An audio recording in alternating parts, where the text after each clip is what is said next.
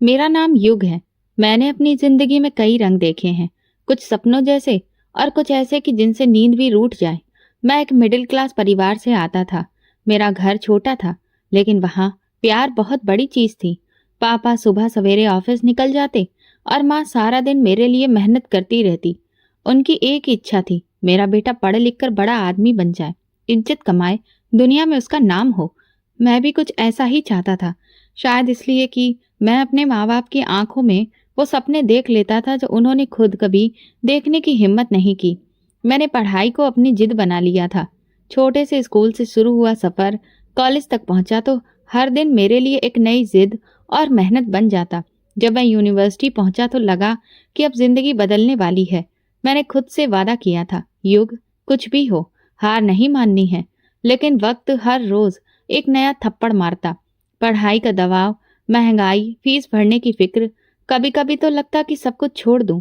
पापा अक्सर शाम को थके हारे आते और कहते, बेटा पढ़ ले, हमारे पास तो कुछ है नहीं, बस तेरी पढ़ाई ही हमारा सहारा है। मैं चुप रहता, लेकिन अंदर से टूटने लगता। मैं उन्हें कैसे बताता कि अब जिंदगी सिर्फ किताबों में नहीं, हर कदम पर एक नई जंग है। कई बार रात को मैं चुपके से रोता, माँ को खबर भी नहीं होती। मेरी क्लास में अक्सर लड़के लड़कियां महंगे मोबाइल, ब्रांडेड कपड़े और कारों में आते थे।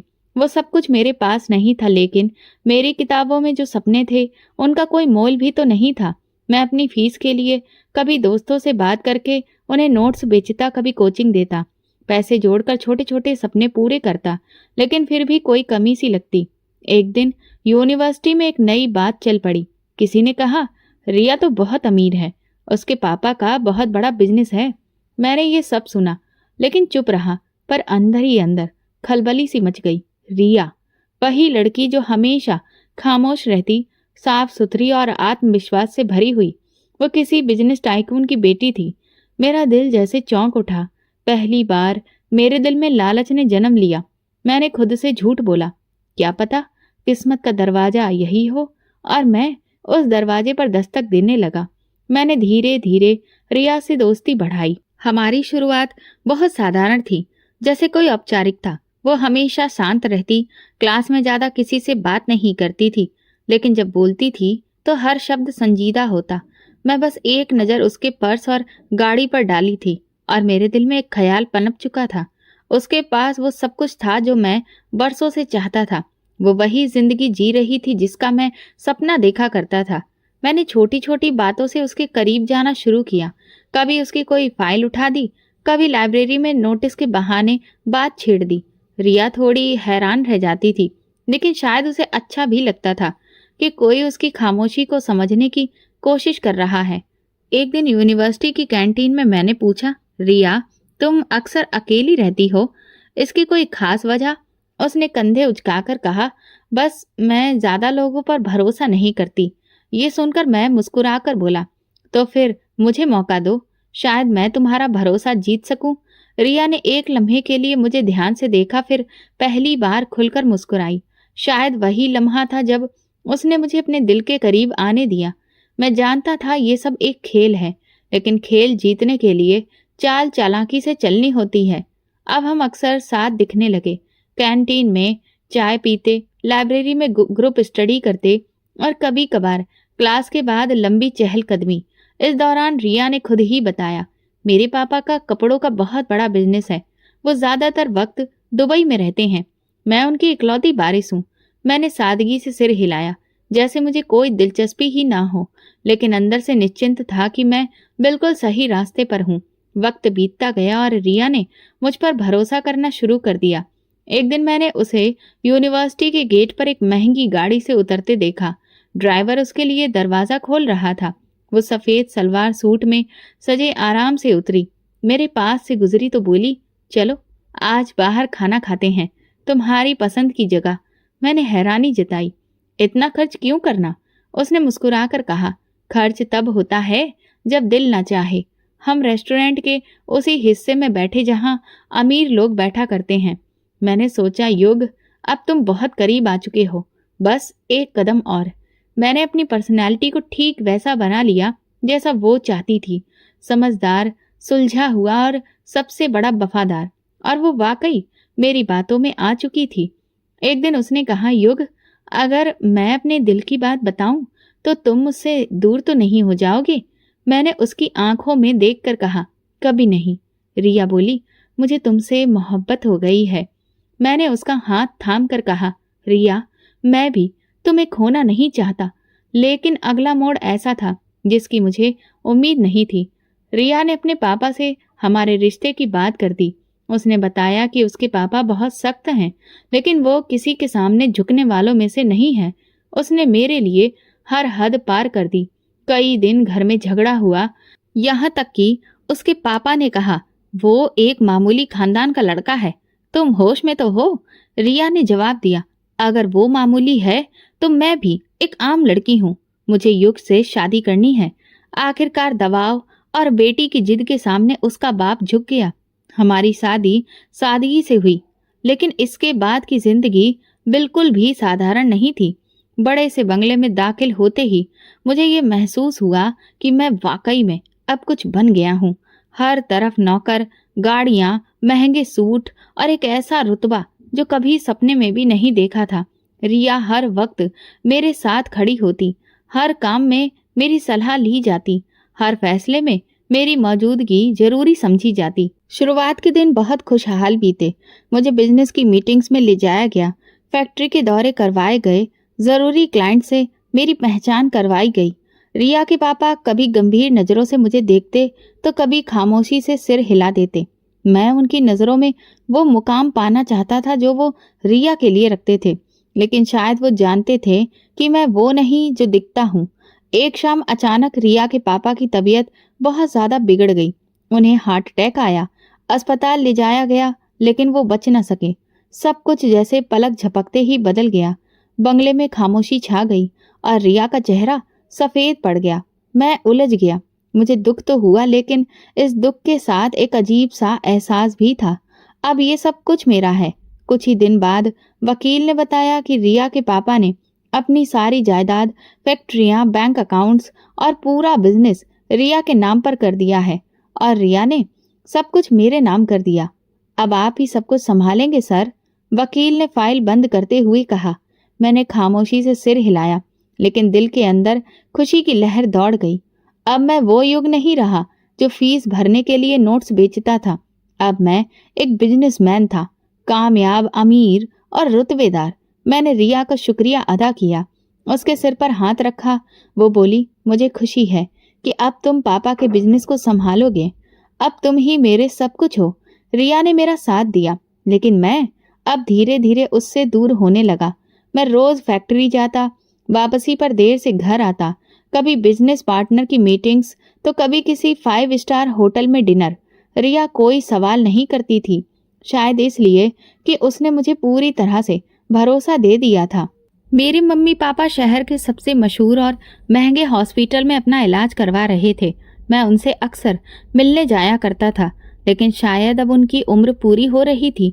पहले माँ और फिर पापा दोनों ही भगवान को प्यारे हो गए, लेकिन उनकी आंखों में वो तसल्ली थी कि उनका बेटा अपनी जिंदगी में वो सब कुछ हासिल कर चुका है जिसके सपने उन्होंने देखे थे। उनके जाने के बाद जिंदगी कुछ दिन उदास रही, लेकिन फिर धीरे धीरे अपनी डगर पर लौट आई। एक रात मैं एक मशहूर बिजनेसमैन की पार्टी में गया। वहां का माहौल बिल्कुल अलग था। गाना बजाना, शराब, डांस और खूबसूरत चेहरों से वो माहौल भरा पड़ा था। एक आदमी मेरे पास आकर बोला, युग साहब, अब आप हमारे क्लब के मेंबर हैं, क्या कुछ खास पेश करूं आपके लिए? मैंने नजरें फेरते हुए पूछा, क्या है? वो बोला, बस आइए और खुद देख लीजिए। वो मुझे एक आलीशान कमरे में लेकर गया, जहां म्यूजिक थोड़ा धीमा था, लेकिन चेहरों पर रोशनी भरपूर पड़ रही थी। वहां एक मेज पर कुछ लड़कियां बैठी थीं। वे खूब हंस रही थीं और उनके जाम से जाम टकरा रहे थे। मेरे लिए खास मेज रखी गई थी।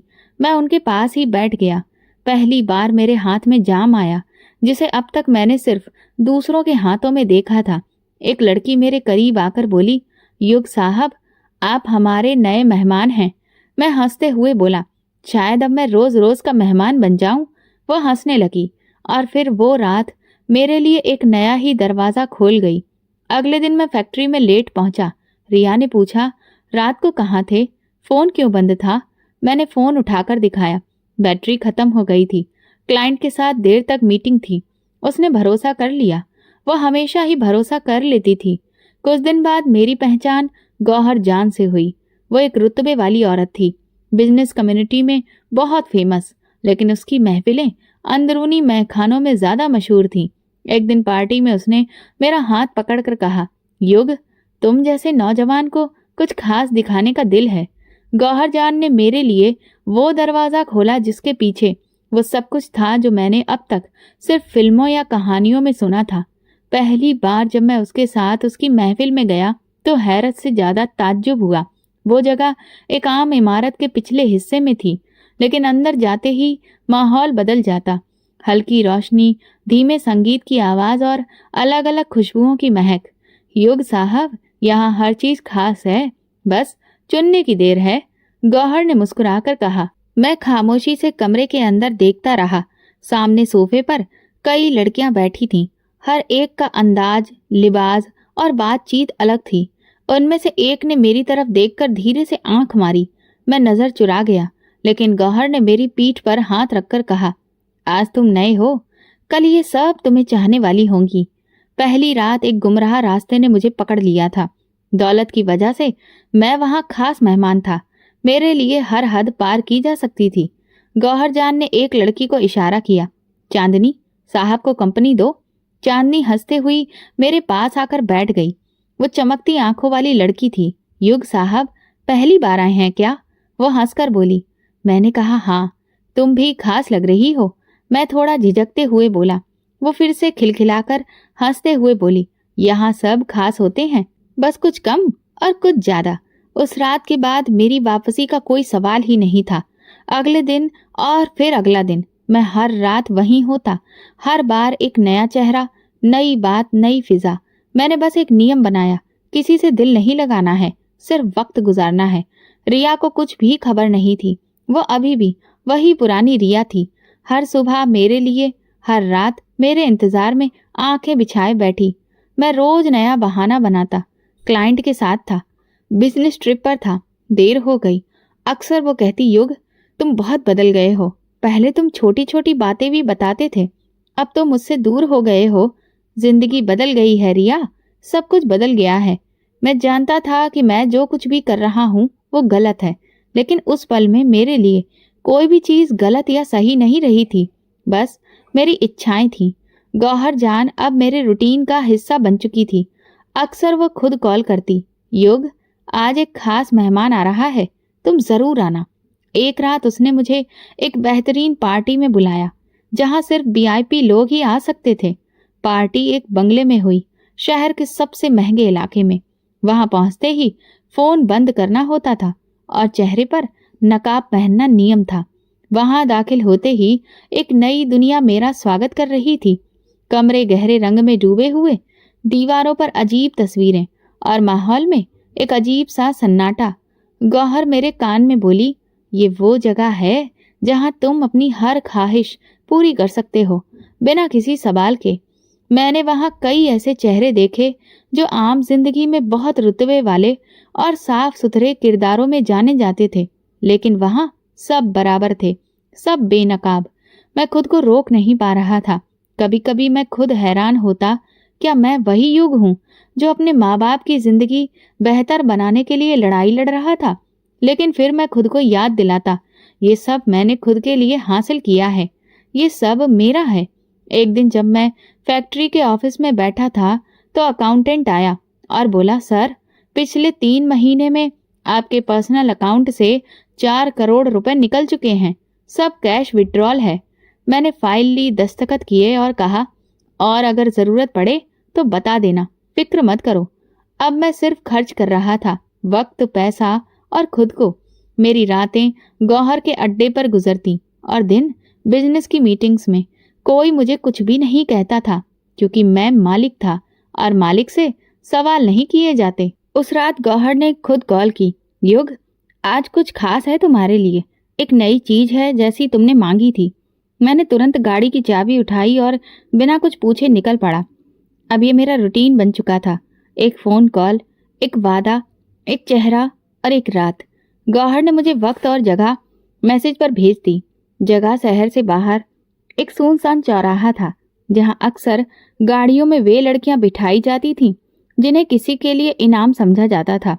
गाड़ी की हेडलाइट्स उस सन्नाटे को चीरती हुई आगे बढ़ रही थी। एक जगह रोशनी में धुंधली सी परछाई नजर आई। मैंने ब्रेक मारा।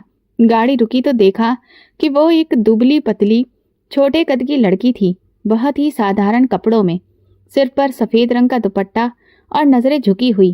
मैंने दरवाजा खोला। बैठो। वो धीरे से मेरे बराबर वाली सीट पर बैठ गई। गाड़ी में खामोशी थी। मैंने उसे एक नजर देखा। उसकी उम्र मुश्किल से 14 साल रही होगी। चेहरा मासूम, इतनी खामोश जैसे जुबान ही उससे रूठ गई हो। हाथ उसकी गोद में जुड़े थे, जैसे खुद से लिपट आई हो। ये पहला पल था जब मेरे अंदर कुछ हल्का सा टूट गया। न जाने क्यों उसकी मौजूदगी मुझे वो सुकून नहीं दे रही थी जिसकी मैं आदत बन चुका था। मैंने अपने नजरें सड़क पर रखी और धीरे धीरे गाड़ी आगे बढ़ने लगी। गाड़ी सड़क पर खामोशी से चल रही थी, लेकिन मेरे अंदर जैसे एक जंग छिड़ चुकी थी। वो लड़की पास में बैठी थी, उसकी नजरें अभी भी झुकी थीं। दुपट्टे से उसका चेहरा पूरा नहीं छुपा था, लेकिन जितना नजर आ रहा था वही काफी था मेरे अंदर कुछ बदलने के लिए। ऐसा लग रहा था जैसे कोई आईना मेरे सामने रख दिया गया हो, जिसमें मैं अपनी ही नहीं किसी और की बर्बादी देख रहा था, और मैं ही उसका हिस्सा था। मैंने गाड़ी एक सुनसान जगह पर रोक दी। चारों तरफ अंधेरा था, सिर्फ हेडलाइट की रोशनी। मैंने उसकी तरफ देखा। वो कांप रही थी। तुम्हें डर लग रहा है? मैंने धीरे से पूछा। उसने गर्दन हिलाई, फिर कुछ पल के बाद बोली, साहब जी, मैं बस जल्दी से काम पूरा करना चाहती हूँ। मेरी माँ का हाल बहुत बुरा है। मैंने गहरी सांस ली। तुम्हारे चेहरे में ऐसा कुछ नहीं लिखा जो मैंने उन लड़कियों में देखा है जो खुद चलकर उन जगहों पर जाती हैं। तुम अलग हो। उसने मेरी बात पर सर झुका लिया। फिर अचानक जैसे सब्र टूट गया हो, वो बोलने लगी, पापा मेरी पैदाइश के कुछ समय बाद ही चल बसे थे। मेरी माँ ने ही मुझे पाला, काम करके, दूसरों के घरों में बर्तन धोकर। हम दोनों का गुजारा बड़ी मुश्किल से होता था, लेकिन माँ ने कभी हार नहीं मानी। मैं खामोशी से सुनता रहा। वो बोलती गई। पिछले महीने माँ की तबीयत बिगड़ गई। बुखार, खांसी और फिर सांस लेने में तकलीफ। डॉक्टर ने कहा दवा महंगी है। हमने अपनी जमा पूंजी खत्म कर दी, रिश्तेदारों से मांगा, सबने इनकार कर दिया। आखिर में चाचा के पास गई माँ की दवा के लिए। चाचा ने क्या कहा? मैंने पूछा, लेकिन दिल बोझिल होने लगा। उन्होंने कहा अगर पैसे चाहिए तो एक काम करना होगा। फिर वो मुझे एक औरत के पास ले गए। वो औरत गौहर जान थी। उसने कहा तुम्हें एक जगह जाना होगा, वहां जो शख्स मिलेगा उसके साथ चली जाना, जितना वो दे ले लेना, फिर वापस चली आना। तुमने कुछ भी नहीं कहा। मैंने कुछ सोचने की मोहलत भी नहीं ली। माँ की सांसें कमजोर पड़ रही थी। मेरी आंखों के सामने वो तड़प रही थी। मेरे पास अब कोई रास्ता नहीं बचा था। मैंने अपनी आंखें बंद कर लीं। दिमाग में जैसे शोर था। हर वो रात, हर वो लम्हा जब मैं गौहर जान के अड्डे पर जाता था, सब एक साथ याद आ गया। लेकिन आज पहली बार उन रातों का मतलब बदल रहा था। तुम जानती हो, तुम्हारे चाचा ने तुम्हें बेचा है? मैंने सख्ती से कहा। वो धीरे से बोली, हाँ पता है। उन्होंने गौहर जान से पैसे लिए होंगे, लेकिन मुझे इससे फर्क नहीं पड़ता। मुझे सिर्फ अपनी माँ की जिंदगी चाहिए। मैंने जेब से 40,000 रुपए निकाले और उसकी तरफ बढ़ाए। ये पैसे लो और वापस जाओ, अपनी माँ का इलाज करवाओ। उसकी आंखें फटी की फटी रह गईं। आप कुछ नहीं करेंगे? नहीं, और तुम भी कभी दोबारा ऐसी जगह जाने के बारे में सोचना भी मत। तुम अभी बच्ची हो, तुम्हारे सपने खत्म नहीं हुए, बस तुम्हें लड़ना पड़ेगा। वो रो पड़ी, इस बार जोर से। मैंने उसके आंसू साफ नहीं किए, न तसल्ली दी, बस दरवाजा खोला और कहा, चलो मैं तुम्हें घर छोड़ देता हूँ। वो धीरे से उतरी और फिर पिछली सीट पर जाकर बैठ गई। रास्ते भर खामोशी रही। जब उसका मोहल्ला आया तो मैंने गाड़ी रोक दी। यहीं रहती हो? जी। गली के आखिर में। जाओ और वादा करो कि कभी भी दोबारा ये फैसला नहीं करोगी। उसने हिचकियों के बीच में सर हिलाया। वादा। वो उठकर चलने लगी। मैंने बैक व्यू मिरर से देखा। वो बार बार पीछे मुड़कर देख रही थी, जैसे कि उसे यकीन नहीं हो रहा हो कि कोई सिर्फ मदद के लिए आया था, बिना कुछ लिए। मैंने गाड़ी स्टार्ट की और धीरे से आगे बढ़ा दी। उस रात मैं घर देर से नहीं पहुंचा। रिया जाग रही थी। दरवाजा खोलते ही बोली, आज जल्दी आ गए। मैंने बस सर हिलाया। हाँ, बस थक गया था। वो मुझे देखती रही। शायद उसे महसूस हुआ कि कुछ बदल गया है। मैं सीधा अपने कमरे में गया और कई घंटे बालकनी से आसमान देखता रहा। न गौहर का फोन आया, न किसी से बात की।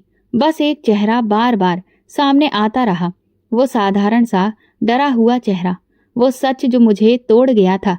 मुझे नहीं पता था कि एक लम्हा, एक वाकया इंसान को अंदर से बदल सकता है, लेकिन मैं खुद को वही इंसान महसूस नहीं कर रहा था जो कुछ दिन पहले तक अय्याशी को ही कामयाबी समझता था। अगली सुबह जब मैं ऑफिस पहुंचा तो सब कुछ रोज की तरह था, लेकिन मेरे अंदर कुछ बदल चुका था। कॉन्फ्रेंस रूम में मीटिंग चल रही थी, लेकिन मेरी नजरें सामने स्लाइड पर नहीं थी। खिड़की से बाहर कहीं रुकी हुई थी। कोई बात कर रहा था, कोई हिसाब समझ रहा था, लेकिन मेरी नजर में सिर्फ वो चेहरा घूम रहा था।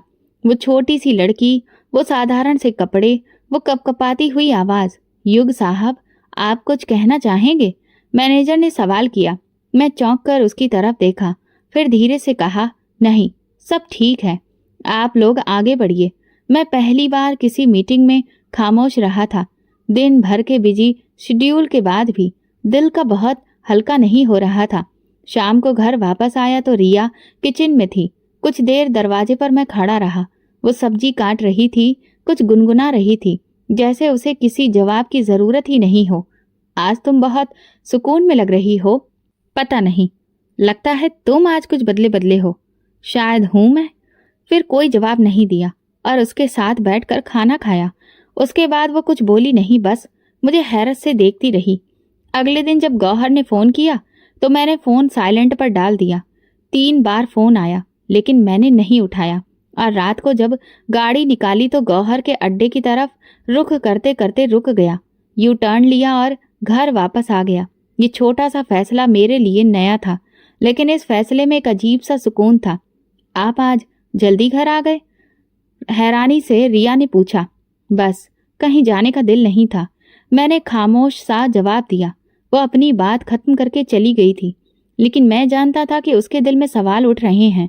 मैं दिनों में कम बोलने लगा और रातों को कम चैन की नींद लेने लगा और धीरे धीरे गौहर के अड्डों से दूरी बनाने लगा। एक बार वो खुद मेरे दफ्तर में आ गई, कहने लगी, युग, क्या हुआ है तुम्हें? तुम वो नहीं रहे जो पहले थे। हाँ, और अब मैं वो रहना भी नहीं चाहता। मैंने बहुत खुश होकर कहा, तुम इतनी आसानी से निकल नहीं सकते, जानते हो। मैं चाहूं तो सब कुछ छोड़ सकता हूं, और वही करने का अब वक्त है। उसके चेहरे पर पहली बार संजीदगी आई, लेकिन उसने कुछ नहीं कहा और उठकर चली गई। लेकिन उसकी आंखों में एक अनजान धमकी थी। मेरे दिल में उसके लिए एक नफरत सी जन्म लेने लगी थी। अब वहां जाने का ख्याल भी मुझे बोझ लगता था, जैसे कि मैं किसी गटर में दोबारा कदम रखने की हिम्मत ना कर पा रहा हूं। रिया ने मेरी बदलती हालत पर सवाल नहीं किया, लेकिन उसने मेरा हर अंदाज पढ़ना शुरू कर दिया था। एक दिन बोली, युग, कुछ है जो तुम कहना चाहते हो? नहीं, बस थोड़ा सा उलझा हुआ हूं मैं तुम्हें सुन सकती हूँ, जैसे तुमने पहले सुनाया था। मैं चुप रहा, लेकिन मुझे यह खामोशी पहली बार काटने लगी। अब मैं अक्सर उसके साथ बैठता, खाना खाता, पुराने एल्बम्स निकालता या रात को लॉन में चहलकदमी करता। वो हैरत में डूबी रहती। कभी कभार पूछती, क्या सब ठीक है? नहीं, लेकिन अब ठीक करने की कोशिश कर रहा हूँ। धीरे धीरे कई साल बीत गए और यही सब चल रहा था। लेकिन एक और चीज अजीब सी थी जो मेरे साथ हो रही थी, जिसे मैं नजरअंदाज कर रहा था। थकान। वो अब ज्यादा हो चुकी थी। खांसी, कभी बुखार, कभी शरीर में बेवजह दर्द। पहले सोचा कि मौसम की मार है, फिर सोचा काम की थकान है, लेकिन जब ये लगातार होने लगा तो रिया ने कहा, चलो डॉक्टर के पास, बहुत काम है। फिर कभी, योग, सेहत पहले है। रिया, मैं ठीक हूँ, लेकिन मैं जानता था कि मैं ठीक नहीं था। एक दिन ऑफिस में चक्कर आ गया, सामने सब कुछ धुंधला हो गया। कुर्सी पर गिरने से पहले एक आवाज सुनी, सर, सर।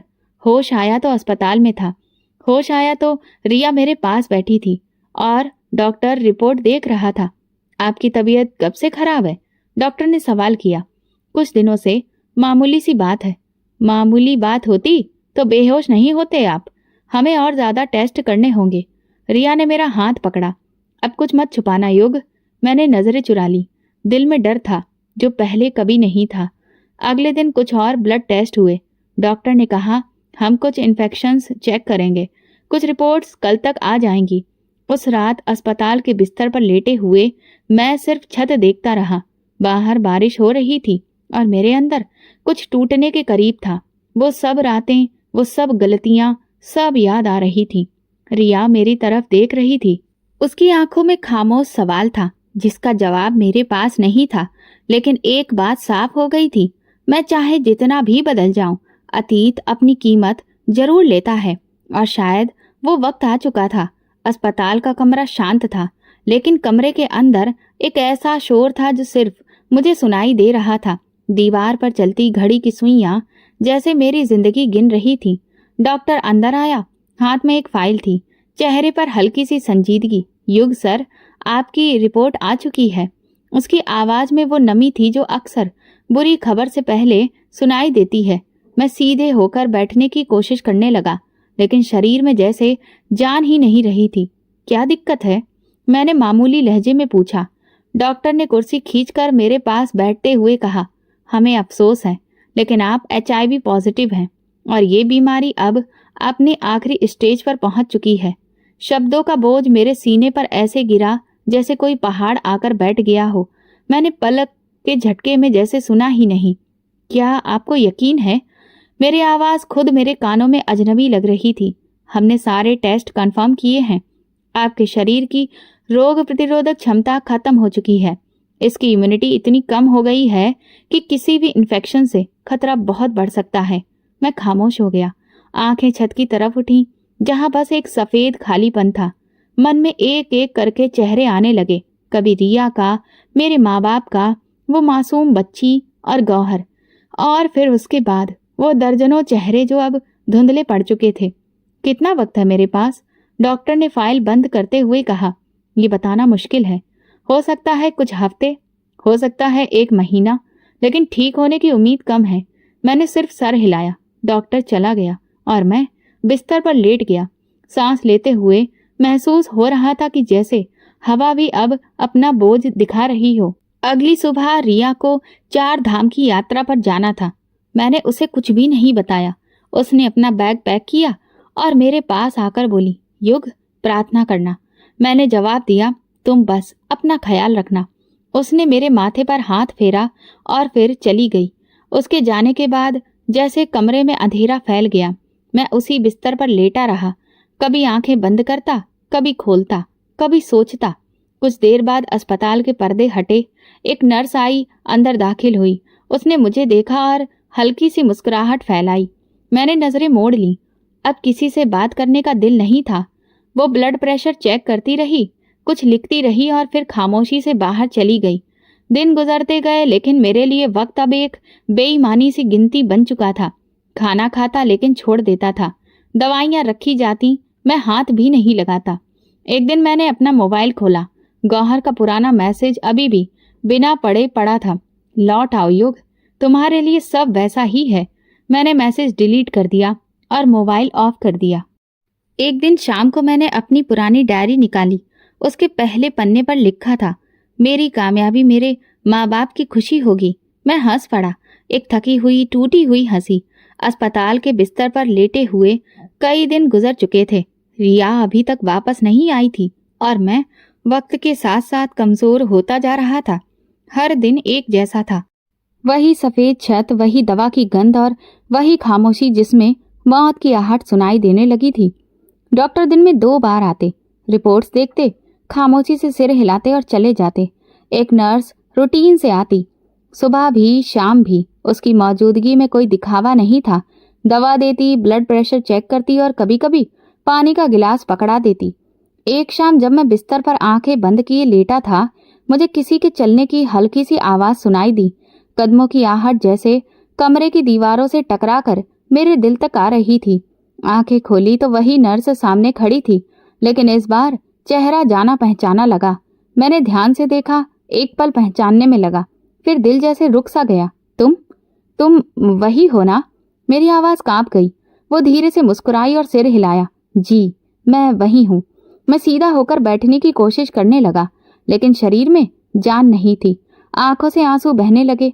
मैंने तुम्हें इस हाल में नहीं देखा था, और मैंने आपको इस हाल में देखने की कभी प्रार्थना नहीं की थी। उसने कुर्सी खींचकर मेरे पास बैठते हुए कहा, तुम यहाँ कैसे? जिस दिन आपने मुझे पैसे देकर वहां से बचाया था, उसी दिन मेरी जिंदगी बदल गई थी। एक एनजीओ वाले हमें वहां से ले गए। उन्होंने मुझे पढ़ाया, अच्छी शिक्षा दी। मैंने नर्सिंग का कोर्स पूरा किया। अब उसी एनजीओ की मदद से इस अस्पताल में काम कर रही हूँ। मेरे दिल की हालत अजीब थी। आंखों के सामने धुंध सी छा रही थी, लेकिन दिल सुकून से भर गया था। और तुम रोज आती हो? हर रोज, सुबह से शाम तक, और हर दिन आपके लिए प्रार्थना करती हूँ। क्यों? मैंने धीरे से पूछा। क्योंकि आपने मेरे लिए वो किया जो कोई अपना भी नहीं करता। एक वक्त था जब मैं टूट चुकी थी, लेकिन आपने मुझे गिरने नहीं दिया। अब भगवान से प्रार्थना है कि वो आपको गिरने ना दे। मेरी सांसें भारी हो रही थी। अब वक्त कम है मेरे पास। कौन कहता है, डॉक्टर या आपका ज़मीर?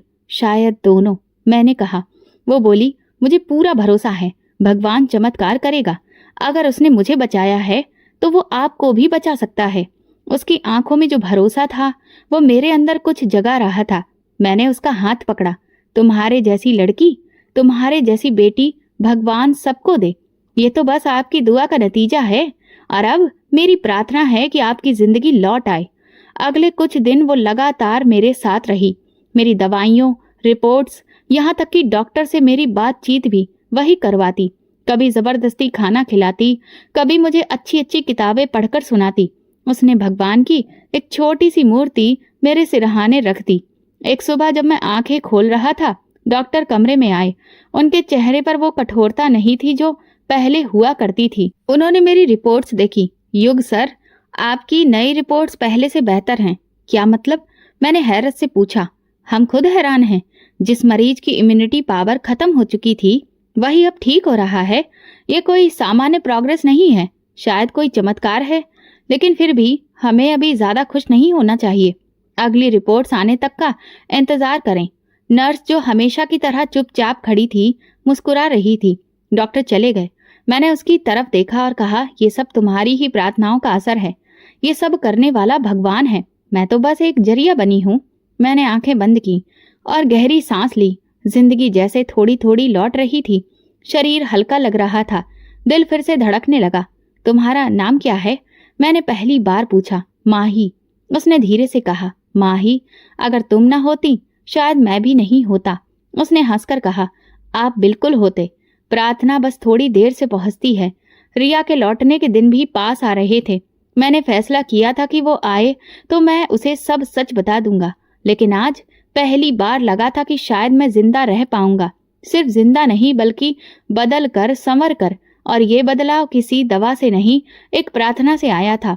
माही जैसी एक मासूम बेटी की दुआ से, जिसे मैंने कभी पाप से बचाया था। कई दिनों बाद महसूस हुआ कि आवाज सिर्फ आवाज नहीं थी, जिंदगी की नई गवाही थी। नर्स माही, जो हर सुबह मुझे दवा देती थी, अब मेरी जिंदगी में एक नई रोशनी की तरह शामिल हो चुकी थी। कुछ दिन बाद डॉक्टर फिर से आए। पहले तो चुपचाप रिपोर्ट से देखते रहे। कमरे में सिर्फ मॉनिटर की बीप सुनाई दे रही थी। फिर डॉक्टर ने कुर्सी खींचकर बैठते हुए कहा, एड्स के जिस स्टेज पर आप थे, वहां से वापस जिंदगी की तरफ लौटना नामुमकिन जैसा ही था। तो अब आप क्या कहना चाहते हैं? मेरी आवाज अब बहुत ज्यादा मजबूत थी।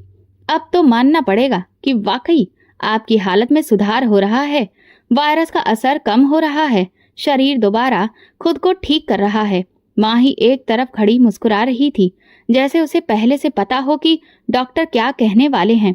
डॉक्टर ने आगे कहा, साइंस के नजरिए से देखें तो हमारे पास इसका कोई जवाब नहीं, लेकिन इस रफ्तार से आपकी सेहत में सुधार है, इसे तो चमत्कार ही कहा जा सकता है।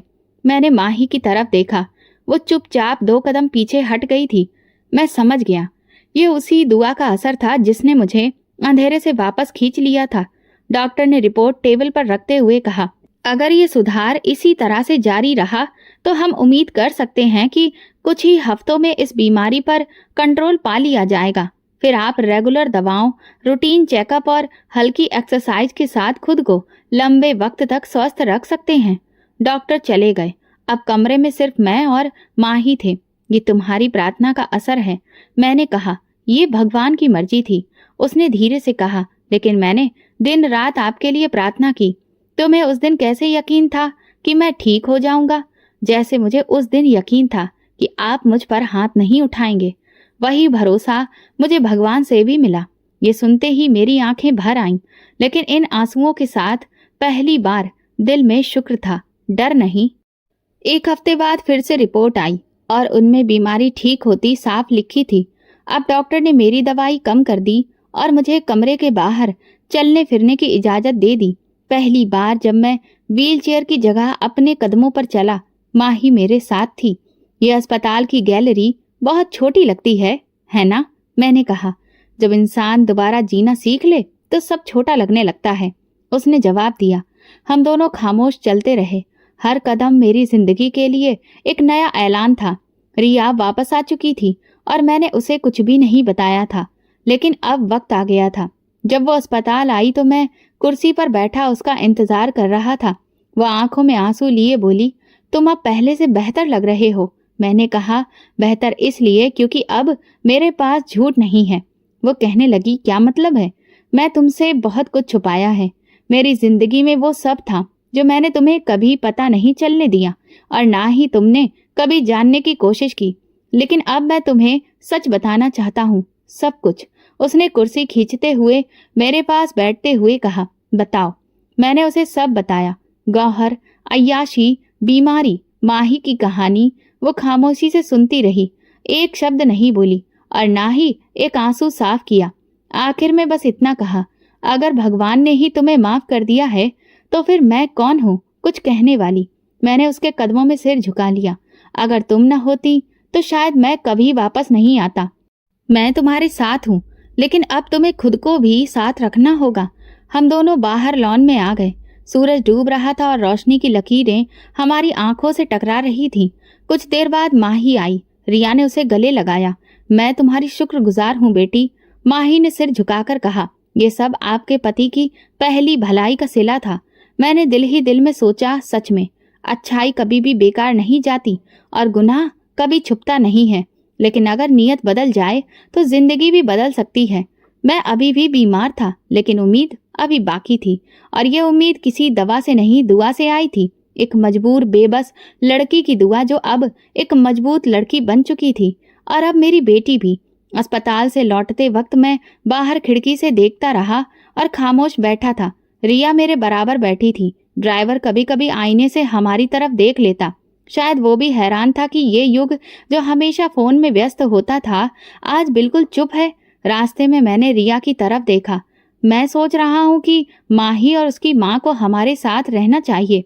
रिया ने तुरंत कहा, मैं भी यही चाहती थी। उन्होंने हमारे लिए क्या कुछ नहीं किया। उसकी माँ बीमार है, वो अभी भी किराए के मकान में रह रही है। मेरे ख्याल में उन्हें यहाँ होना चाहिए, हमारे साथ, सुरक्षित और इज्जत के साथ। घर पहुंचकर मैंने तुरंत ही माही को फोन किया। मैं तुमसे एक बात करना चाहता हूँ। जी सर। नहीं, अब सिर्फ युग कहो और सुनो। अगर बुरा न लगे तो मेरी बात सुनो। मैं चाहता हूँ कि तुम और तुम्हारी माँ हमारे साथ आकर रहो। कुछ पल वो खामोश रही। ये कैसे हो सकता है? जैसे तुमने मुझे जिंदगी दी है वैसे ही मैं तुम्हें एक सुरक्षित जिंदगी देना चाहता हूँ, तुम्हें और तुम्हारी माँ को। अगले दिन वो अपनी माँ के साथ हमारे बंगले पर आई। दरवाजा खुद रिया ने खोला। माही की माँ एक साधारण सी औरत थी, लेकिन आंखों में शुक्रगुजारी थी। रिया ने दोनों को अंदर बुलाया और कहा, ये अब आपका भी घर है। मैंने माही को बैठने का इशारा किया। मैं तुम्हें बेटी का दर्जा देना चाहता हूँ। मेरी अपनी कोई औलाद नहीं, लेकिन अगर होती तो मैं चाहता कि वो तुम जैसी हो। माही की माँ की आंखों में आंसू आ गए। हम आपका ये एहसान कभी नहीं भूलेंगे। ये एहसान नहीं, ये तो वो कर्ज है जो मैं उतार रहा हूँ। रिया ने घर का एक हिस्सा उनके लिए तय कर दिया। कुछ दिनों में वो हिस्सा जिंदगी से भर गया। माही मेरे साथ बिजनेस के छोटे मोटे कामों में भी थी। बहुत तेजी से सीखती और हर चीज की जिम्मेदारी से संभालती। तुमने कभी सोचा था कि तुम एक दिन यहाँ पहुंचोगी? नहीं, लेकिन आपने मुझ पर जो भरोसा किया उसने मुझे खुद पर भरोसा करना सिखाया है। वो अक्सर मुस्कुराती नजर आती। रिया माही को मार्केट लेकर जाती, किचन में उससे सलाह लेती। वो दोनों एक दूसरे के बिना अधूरी लगती। मैं उन दोनों को देखकर सोचता, शायद भगवान ने मेरे खाली दिल को इन दो रिश्तों से भर दिया था। मैंने फैक्ट्री में एक नया डिपार्टमेंट खोला, वुमेन एम्पावरमेंट यूनिट। उसमें वो लड़कियां काम करती थी जिन्हें जिंदगी ने तोड़ दिया था। वहां उनकी देखभाल होती, हुनर सिखाया जाता और इज्जत से जीने का तरीका दिया जाता। माही ने वहां पर बात की और कोऑर्डिनेटर का काम करना शुरू किया। पहली मीटिंग में वो लड़कियों के सामने बोली, मैं भी कभी ऐसे ही हालात में थी, लेकिन किसी ने मुझे गिरने से बचाया। अब मेरी बारी है। उस दिन के बाद हर लड़की की आंखों में एक नया लक्ष्य नजर आने लगा। रिया एक दिन मेरे पास आई और सामने बैठकर बोली, मैं आज खुद को बहुत बेहतर महसूस कर रही हूँ। तुमने जो कुछ भी किया वो इतनी जिंदगियों की बुनियाद है। कभी भलाई करने का मौका बहुत देर से आता है, लेकिन जब आता है तो सब बदल जाता है। अब तुम बदल चुके हो युग। मैंने उसका हाथ पकड़ा। हाँ, इस बदलाव की वजह तुम हो और वो बच्ची जिसकी प्रार्थना ने मुझे वापस लाया। अब मैं रोज सुबह जल्दी उठता, पूजा करता, घर के लॉन के पौधों को नई जिंदगी देता। हर महीने की पहली तारीख को मैं खुद लड़कियों से मिलता, उनकी कहानी सुनता और बताता, ये दुनिया तुम्हें ठुकरा सकती है, लेकिन तुम खुद को मत ठुकराना। माँ ही अक्सर कहती, कभी कभी एक वक्त का फैसला पूरी जिंदगी बदल देता है।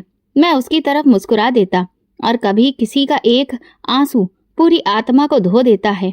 ये मेरा नया सफर था, सच के साथ, मोहब्बत के साथ और उन रिश्तों के साथ जो किसी खून से नहीं, किसी नियत से बनते हैं। सुबह का वक्त था। मैं फाउंडेशन के ऑफिस में बैठा अपनी कुर्सी पर झूला झूल रहा था। मेज पर फाइलों का ढेर था, लेकिन नजर खिड़की से बाहर लॉन में खेलती बच्चियों पर थी, जो अब इस एनजीओ का हिस्सा थी। उनमें कई चेहरे ऐसे थे जो कुछ महीने पहले सड़कों पर ठोकरें खा रही थी। अब उनकी आंखों में डर नहीं, सपने थे। मैंने हाथ बढ़ाकर कॉल बेल बजाई। कुछ पल बाद माही अंदर आई। आज नई अपॉइंटमेंट से 3 बच्चियां दिल्ली से आई हैं। क्या कहानी है उनकी? 2 बहनें हैं अनाथ। तीसरी लड़की को उसके रिश्तेदारों ने घर से निकाल दिया। सबका यहाँ पर एडमिशन करवा दिया है। अच्छा किया। और डॉक्टर नायर से बात हो गई? जी, वो शाम को विजिट पर आएंगे। मैंने फाइल उठाई, दस्तखत किया और उसे पकड़ा दी। उन सब को साफ कपड़े दे देना, खाने का बंदोबस्त भी कर देना और रूटीन चेकअप भी। माही ने सर हिलाया और बाहर निकल गई। ये फाउंडेशन जिसका नाम हमने अमानत रखा था, अब शहर भर में पहचाना जाने लगा था। मीडिया अक्सर रिपोर्ट करता और कभी कभी खास चैनल के लोग इंटरव्यू लेने की बात करते, लेकिन मेरा ये नियम था कि कैमरे से नहीं, किरदार से पहचाना जाए। एक दिन एक टीवी चैनल से कॉल आई, हम चाहते हैं कि आप हमारे प्रोग्राम में आएं, अपनी कहानी सुनाएं। मैंने कहा, मेरी कहानी सुनाने के काबिल नहीं है, लेकिन जो सबक मैंने सीखा वो सुना जाना चाहिए। अगले हफ्ते मैं लाइव बैठा था। मेजबान ने मेरी पहचान बताई और फिर सवाल किया, सर, आपके अंदर ये बदलाव कैसे आया? मैं कुछ लम्हों के लिए खामोश रहा। एक प्रार्थना ने सब बदल दिया, और प्रार्थना भी ऐसी जो मेरे हाथों ही बर्बाद हो सकती थी, लेकिन मैं वक्त पर रुक गया। सर, क्या आप समझते हैं कि अच्छाई की कोई कीमत होती है? अच्छाई की कीमत नहीं, असर होता है। एक दिन मैंने एक अच्छाई की थी और उसी ने मुझे मौत के मुंह से वापस खींच लिया। मैंने कैमरे की तरफ मुंह करके कहा, मैं नौजवानों से कहना चाहता हूँ कि ये जिंदगी बहुत अनमोल है। गलत रास्ते की चमक ज्यादा देर नहीं रहती, लेकिन एक ईमानदारी से भरा कदम, एक साफ नीयत और जिंदगी दोनों बदल सकता है। सोचो, तुम्हारी भलाई किसी की दुआ बन सकती है, और वो दुआ तुम्हें नहीं, तुम्हें जिंदगी दे सकती है। प्रोग्राम के बाद बहुत सारे फोन कॉल्स आए, नौजवानों के, बुजुर्गों के, यहाँ तक कि लड़कियों के भी। उन्होंने कहा, हमें बस एक प्लेटफॉर्म चाहिए था, शुक्र है कि आपने बना दिया। माही अब फाउंडेशन का चेहरा बन चुकी थी। वो दूसरों को अच्छी सीख देती, वर्कशॉप करवाती और लड़कियों को हुनर भी सिखाती। मैं अक्सर उसे काम करते हुए देखता तो दिल में अजीब सी तसल्ली महसूस होती थी, जैसे कि सब कुछ अब अपनी जगह पर है। एक दिन फाउंडेशन में पुलिस की एक टीम आई। एक एसएचओ मेरे ऑफिस में दाखिल हुआ और बोला, सर, एक लड़की आपसे मिलना चाहती है। उसे हमने चाइल्ड ट्रैफिकिंग से आजाद करवाया है। मैं खड़ा हो गया और कहा, उसे ले आइए। वो लड़की अंदर आई, छोटे कद की, आंखों में डर। मैंने प्यार से पूछा, क्या नाम है तुम्हारा? अनामिका। उसने धीरे से कहा, अब तुम सुरक्षित हो, ये तुम्हारा घर है। पुलिस चली गई। माही ने अनामिका को रहने की जगह दी, नए कपड़े दिए। माही मेरे पास बैठकर बोली, अब तो यहाँ पर हर दिन एक नई अनामिका आती है। शायद भगवान ने इसी दिन के लिए आपको बचाया था। मैंने इस बात पर सिर हिलाया और कहा, शायद मुझे इसीलिए गुनाह में डुबो कर रखा, ताकि जब मैं लौटूं तो इन सब को संभाल सकूं। मेरी तबीयत अभी भी पूरी तरह ठीक नहीं थी। डॉक्टर कहते थे, आपका शरीर एड्स को रोकने के लिए लगातार लड़ रहा है, लेकिन आपकी हिम्मत हमें हैरान कर रही है। मैं कहता, ये मेरा नहीं, बल्कि उन प्रार्थनाओं का नतीजा है जो मेरे लिए मांगी गई हैं। मैं जानता था कि जिंदगी की डोर अभी भी नाजुक है, लेकिन अब इसका मतलब सिर्फ सांस लेना नहीं था, बल्कि किसी के लिए जीने का कारण बन जाना था। मैंने फाउंडेशन के गेट पर एक तख्ती लगवाई और उस पर लिखवाया, ये जगह उन लोगों के लिए है जिन्हें इस दुनिया ने ठुकराया है, लेकिन भगवान ने अपनाया है। और यही मेरे सफर की असली कीमत थी, भलाई। तो दोस्तों, अगर आपको हमारी कहानी पसंद आई हो तो प्लीज कमेंट करके जरूर बताइएगा। इस वीडियो को लाइक करिए और प्लीज ज्यादा से ज्यादा शेयर करिए। अगर आप मेरे चैनल पर नए हैं तो सब्सक्राइब जरूर करें और नोटिफिकेशन बेल दबाएं, ताकि अगली अपडेट सबसे पहले आपको मिले। धन्यवाद।